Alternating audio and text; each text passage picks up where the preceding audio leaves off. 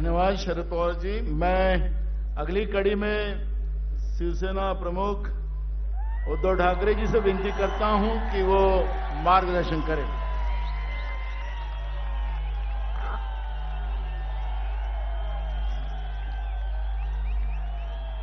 माननीय खरगे साहेब, पवार साहेब, राहुल जी, व्यासपीठावरील सर्वच मान्यवर आणि जमलेल्या माझ्या तमाम देशभक्त देशप्रेमी बांधवांनो, भगिनींनो आणि मातांनो, राहुल जी, तुम्हाला मी खास धन्यवाद देतोय, अभिनंदन करतो, कारण तुम्ही आपल्या भारत जोडो यात्रेची सांगता महाराष्ट्रामध्ये आणि मुंबईमध्ये करत आहात। आणि जसं आता पवार साहेब म्हणाले, हीच ती मुंबई आहे ज्या मुंबईतून महात्मा गांधीजींनी 42 साली इंग्रजांना चले जाओ सांगितलं होतं। आज जी काय हुकुमशाही दिल्लीमध्ये आपल्याला लोकशाही मारण्यासाठी टपलेली आहे, तिला तडीपार करण्यासाठी आपण शिवाजी पार्क निवडलं, त्याच्याबद्दल मी तुम्हाला खास धन्यवाद देतो। खरं पाहिलं तर हा एक फुगा आहे, भाजपा एक फुगा आहे, आणि मला वाईट एका गोष्टीचं वाटतं की या फुग्यामध्ये हवा भरण्याचं काम आम्हीच केलं होतं। संपूर्ण देशात त्यांचे 2 खासदार होते, त्या फुग्यामध्ये आम्ही हवा भरली आणि त्यांच्या आता डोक्यामध्ये हवा गेली। काय त्यांची स्वप्न, मला सुद्धा विचारतात तुमच्या किती सीट्स येतील, त्यांना विचारलं ते म्हणतात 400 पार। काय फर्निचरचं दुकान आहे काय? खुर्च्या बनवता म्हणजे काय 400 पार म्हणजे काय फर्निचरचं दुकान करताय?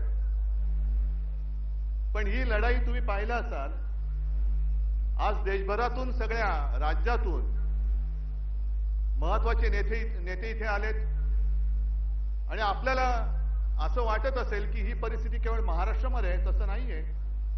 काश्मीर पासून कन्याकुमारी पर्यंत ही परिस्थिती सगळी सारखीच आहे। ज्या वेळेला मला आठवतंय की आपण पहिल्या प्रथम इंडिया आघाडीची बैठक घेतली, तेव्हा मोदीजींनी सांगितलं होतं ही विरोधी पक्षांची बैठक आहे। आम्ही विरोधी आहोत, जरूर आहोत, पण आम्ही विरोधी आहोत ते हुकुमशहाच्या विरुद्ध आहोत, आम्ही हुकुमशाहीशी विरुद्ध आहोत। जेव्हा मोदीजी तुम्ही आमच्या घराणेशाहीवरती आरोप करता, तेव्हा तुमचं घराणं मी प्रकाशजींच्या भाषेत बोलत नाही, पण तुमच्या परिवारामध्ये फक्त तुम्ही आणि तुमची खुर्ची एवढंच तुमचा परिवार आहे, बाकी परिवार आहे कुठे? आणि ही जी आपण लढाई लढतोय ती लोकशाही वाचवण्याची आहे, संविधान वाचवण्याची आहे। ज्या संविधानाबद्दल शिवसेना प्रमुख नेहमी सांगायचे की याची सुरुवात कोर्टापासून करा। कोर्टामध्ये ज्या वेळेला एखादा साक्ष द्यायला येतो किंवा कोर्टामध्ये एखादा काही स्टेटमेंट द्यायला येतो, तेव्हा जो येतो तो त्याच्या धर्मग्रंथावरती हात ठेवून शपथ घेतो, ते बाजूला करा आणि आपल्या देशाची जी घटना आहे डॉक्टर बाबासाहेब आंबेडकरांनी लिहिलेली, त्या घटनेवर हात ठेवून शपथ घ्या, हे त्या घटनेचं महत्व आहे।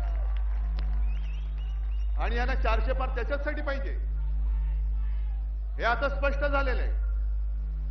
कारण त्यांचेच एक मंत्री, मला जर मी विसरलो नसेल तर आनंद कुमार हेगडे, तेच बोललेत की आम्हाला घटना बदलायची आहे म्हणून 400 पार करायचंय। तुम्ही किती जण बातम्या वाचता मला कल्पना नाही, पण काल मी एक लोकसत्तामध्ये बातमी वाचली, रशियामध्ये निवडणुका चालल्या आहेत, पुतिन आणि त्यांच्या विरोधात कोण आहे? कोणीच नाहीये।